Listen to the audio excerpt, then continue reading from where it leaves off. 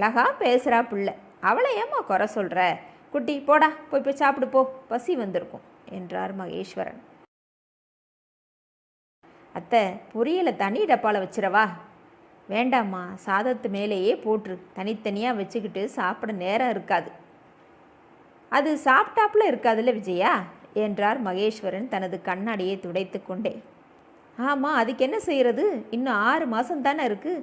அதுக்குள்ளே என் பொறுப்பில் உள்ள கணக்கு வழக்குகளை சரண்டர் பண்ணி கொடுக்கணும்ல. மதியமும் கொஞ்சம் பார்த்தா தான் முடியும் என்றாள் விஜயா கொண்டையில் பிச்சியை சூடியபடி. எப்படியோ இழுத்து கொண்டு வந்துட்ட, மிச்ச நாளையும் நல்லபடியாக முடிச்சிரு என்றார் மகேஸ்வரன். அத்தை, இந்தாங்க காபி, லஞ்ச் பேக் டீப்பாய் மேலே வச்சிருக்கேன் என்றாள் மருமகள் சங்கீதா. மகேஸ்வரன் மனைவியை அழைத்து கொண்டு வேலைக்கு கிளம்பினார்.